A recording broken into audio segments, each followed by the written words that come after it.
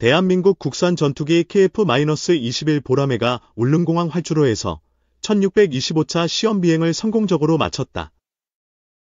경상북도 울릉군 사동리에 위치한 울릉공항은 원래 2028년 개항 예정인 소형공항으로 활주로 길이 1200m, 폭 36m 규모로 설계됐다. 그러나 이번 KF-21의 이륙은 단순한 시험 비행을 넘어 동북아 안보 지형을 뒤흔드는 사건이었다. 한국 공군은 활주로를 500m 연장해 1700m로 확장하면 KF-21의 상시 운용이 가능하다며 울릉공항의 군사적 활용 계획을 밝혔다. 이 소식은 일본에서 외교적 파장을 일으켰다. X에서 KF-21 울릉공항 해시태그는 200만 회 언급되며 일본 네티즌들 사이에서 독도 위협 논란으로 번졌다. 일본 방위성은 한국의 군사적 움직임은 지역 안정의 위협이라며 공식 우려를 표명했고, 일부 언론은 출릉공항이 불침의 항모로 변신한다는 자극적 보도를 쏟아냈다. KF-21의 울릉공항 이륙은 단순한 기술적 쾌거가 아니라 독도 영유권, 한일 관계, 동북아 힘의 균형을 둘러싼 복잡한 논쟁의 중심에 섰다. KF-21 보라매는 한국항공우주산업, KI,이 주도한 4.5세대 초음속 전투기로 2015년부터 2028년까지 8조 1000억 원이 투입된 야심찬 프로젝트다. 전장 16.9m, 전폭 11.2m, 전고 4.7m, 최대 이륙 중량 25,600kg으로 F-16보다 크고 F-15보다 작은 중형 전투기다. GE F414의 400K 엔진 2기를 장착해 최대 속도 마 1.81, 시속 2234.9km/h, 항속거리 2900km를 자랑한다. 2022년 7월 19일 첫 비행에 성공한 KF-21은 2023년 초음속 비행, 2024년 슈퍼크루징, F터버너 없이 초음속 비행, 공중급유를 성공하며 세계 8대 항공 선진국 반열에 올랐다. 1625차 비행은 2026년 체계 개발 완료를 앞두고 무장 적합성과 원거리 작전 능력을 점검한 시험으로 울릉공항 이륙은 군사적 지정학적 의미를 더했다.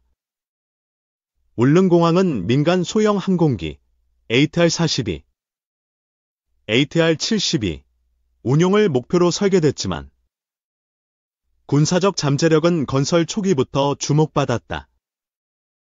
활주로 1200m는 F-50 같은 경공격기의 이륙은 가능하지만 KF-21의 안전한 운용에는 한계가 있다. KF-21의 최소 이륙거리, 최대 무장 기준은 약 1000m로 추정되지만 착륙거리와 비상 여유를 고려하면 1500-1700m가 필요하다. 2020년 구자문 칼럼은 활주로를 1700m로 연장하면 KF-16, F-50뿐 아니라 KF-21의 군사작전도 가능하다고 제안했다. 이번 1625차 비행은 활주로 연장의 타당성을 실증하는 계기였다. 비행은 사천제 사물연 비행단에서 이륙한 KF-21C 제5호기가 울릉공항에 착륙 후 재이륙하는 방식으로 진행됐다. 공군은 KF-21은 1200m 활주로에서도 이륙했지만 상시 운용과 안전을 위해 500m 연장이 필요하다고 밝혔다. X에서 한 밀리터리 팬은 KF-21이 울릉에서 떴다. 독도 5분 거리, 라며 10만 리트윗을 기록했다. 울릉공항의 군사적 가치는 독도와의 근접성에서 나온다. 울릉도는 독도에서 87.4km, 일본 오키 공항에서 157.5km 거리에 위치한다. 포항 공군기지에서 독도까지는 약 300km로 KF-16의 작전 시간은 10분에 불과하다. 그러나 울릉공항에서 이륙하면 작전 시간이 2030분으로 늘어나고 비상시 즉각 대응이 가능하다. 2020년 비밀 초전.com 토론에서 한 네티즌은 툴릉공항에 F-52대만 배치해도 러시아, 일본의 도발을 효과적으로 견제할 수 있다고 주장했다. KF-21의 울릉공항 운용은 이러한 논의의 연장선이다. 일본의 반응은 즉각적이었다.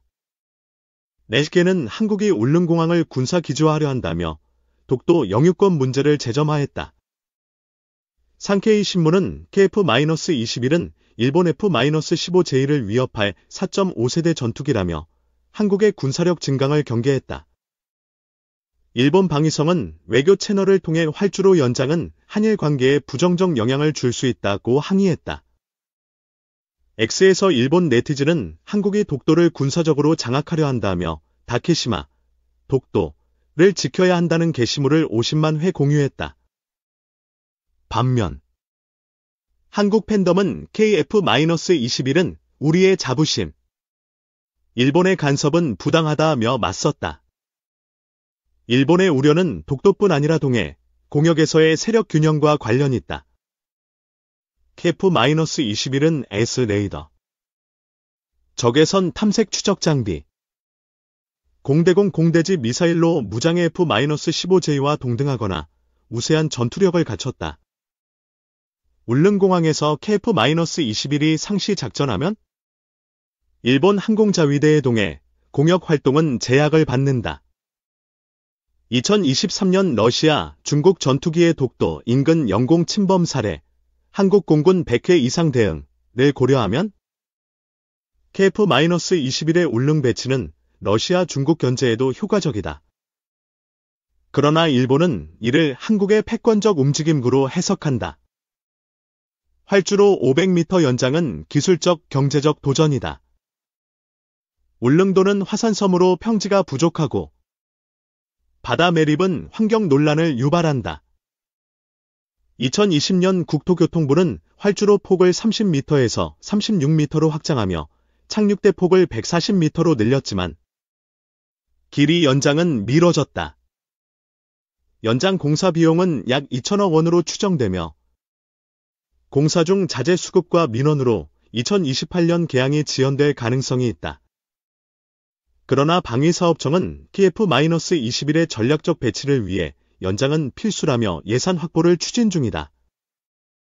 X에서 울릉공항 연장 근 30만 회 언급되며 국민적 관심을 반영했다. KF-21의 1625차 비행은 기술적 완성도를 입증했다.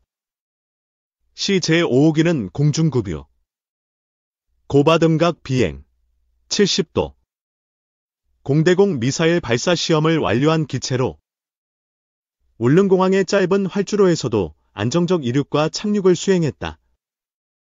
조종사 이동규 수석은 KF-21의 융통성과 안정성은 세계 최고 수준이라며 울릉공항에서도 완벽한 임무 수행이 가능하다고 밝혔다. 비행은 남해 상공에서 마하 1.05를 기록하며 슈퍼크루징 능력을 재확인했다.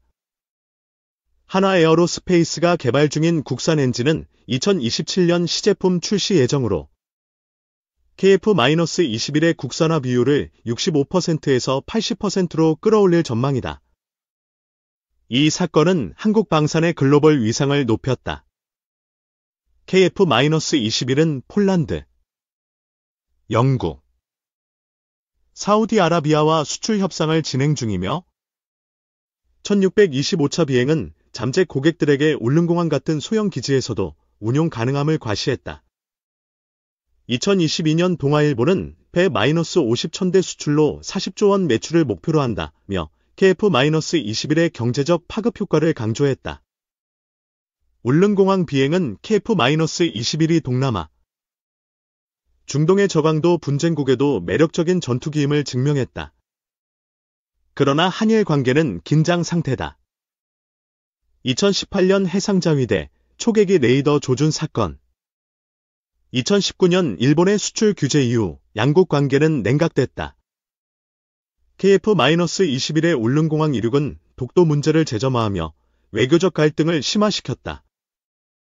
한국 외교부는 울릉공항은 민간 공항이며 KF-21 비행은 국방훈련의 일환이라며 일본의 반발을 일축했다.